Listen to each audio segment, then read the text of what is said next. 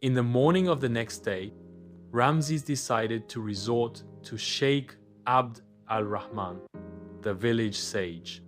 Sheikh Abd al-Rahman was an old man enjoying great wisdom and extensive knowledge of ancient Egyptian history.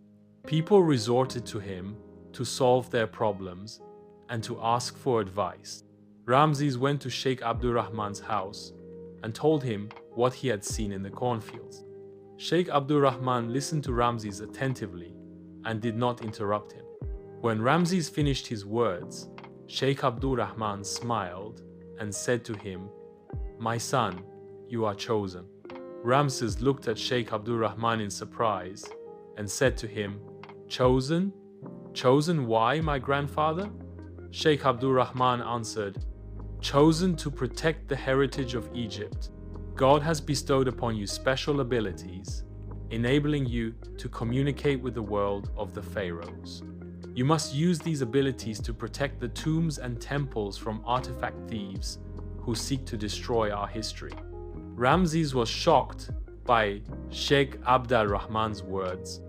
He did not expect to have such abilities, but he also felt excitement and curiosity. He wanted to know more about these abilities and how he could use them to protect the heritage of Egypt. Sheikh Abd al-Rahman began teaching Ramses about ancient Egyptian history, the hieroglyphic language, and how to control his growing abilities. He was teaching him about the pharaohs, about the gods, and about the secrets that were buried under the sands of the desert. Ramses was learning quickly, and he felt as if he had an old memory, retrieving information that had been stored in it a long time ago. Sheikh Abd al-Rahman believed in Ramses' abilities, and he knew that he would have a great role in protecting the heritage of Egypt. He saw in him hope and the future. He knew that Ramses would become a hero, and history would remember him. Ramesses II appeared in a vision to Ramesses the Younger. The vision was clear and evident, as if it were happening now. Ramesses saw himself standing in a great hall, decorated with golden inscriptions and towering columns. Before him, a majestic phantom materialized, wearing a double crown and holding a golden scepter. This was Ramesses II, the great pharaoh, who came to entrust Ramesses the Younger with a heavy trust. "O my son, O Ramses, the gods have chosen you to protect the land of your ancestors, the immortal land of Egypt." Ramses II spoke in a deep voice, echoing in the hall. "There are evil forces seeking to plunder our treasures and destroy our history. You must stand in their face and protect our tombs and temples from their impure hands." Ramesses the Younger felt fear and awe, but he also felt a strong sense of responsibility. "But, my lord, I am just a child. How can I protect Egypt from these evildoers?" Ramesses II smiled a wise smile. "You are not just a child, Ramesses. You carry within you the power of the pharaohs, the power of the ancestors. Sheikh Abd al-Rahman will guide you, and he will teach you how to use this power to protect our land."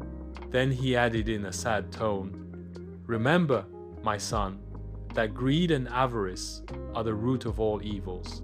I warned Karun before, but he did not listen to me. And now you must learn from his mistakes." In that moment, a picture of Karun appeared before Ramses, the man who was arrogant and tyrannical with his wealth, and how God caused the earth and his home to swallow him up. Ramses saw Karun's immense wealth and how it turned to ashes in an instant. Ramses understood the message.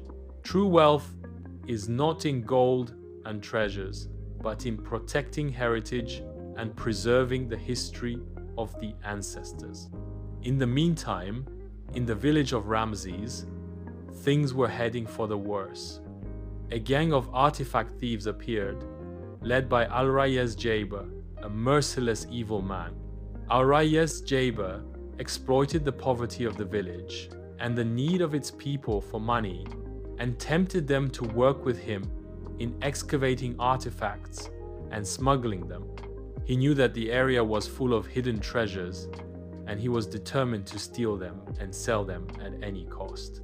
The captain, Jabir, was a hated figure in the village, but people were afraid of him. He had strong influence and suspicious connections, and he did not hesitate to use violence to achieve his goals. He always wore a black galabia and dark sunglasses, and he spoke in a hoarse voice and a threatening tone. He knew how to exploit people's weaknesses and how to sow fear in their hearts. Ramesses Jaber knew that Ramesses and Sheikh Abdul Rahman posed a threat to him. He knew that Ramesses had special abilities and that Sheikh Abdul Rahman was highly respected in the village. Therefore, he decided to get rid of them by any means. He began to spread false rumors about them and tried to stir up the people against them. He also sent some of his men to monitor them and spy on them. On the opposite side of the village, Fatima, Ramesses' close friend, was watching the situation with concern. Fatima was a brave and intelligent girl, and she loved and appreciated Ramesses. She knew about his special abilities, and she was determined to help him in his mission. She was gathering information about the artifact thieves and alerting Ramesses to their movements. She was his eyes and ears in the village, and she was risking her life for him. Fatima was working in the market, and she was listening to people's conversations and trying to gather any useful information about Ramesses Jaber and his gang. She knew that they were planning something big and that they were about to carry out a large-scale excavation. She feared that they would be able to steal the village's treasures and destroy its history. Fatima told Ramesses everything she knew, and Ramesses felt the increasing danger. He knew that he had to do something to stop them, but he wasn't sure how to do it. He was still learning how to control his abilities, and he feared that he would fail and disappoint his ancestors. That night, Ramesses met Sheikh Abdul Rahman in an isolated place. Sheikh Abdul Rahman was waiting for him, and he was holding an old book in his hand. "Oh, Ramesses, it is time for you to learn more about your abilities. You must learn how to control the natural elements and how to communicate with ghosts. This is the only way to protect our land from the evil ones."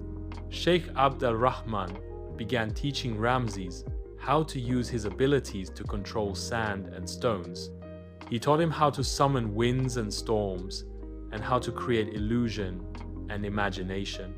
As he taught him how to communicate with the ghosts of the pharaohs, and how to ask for their help in his mission, Ramesses was learning quickly, and he was dazzling Sheikh Abdul Rahman with his growing abilities.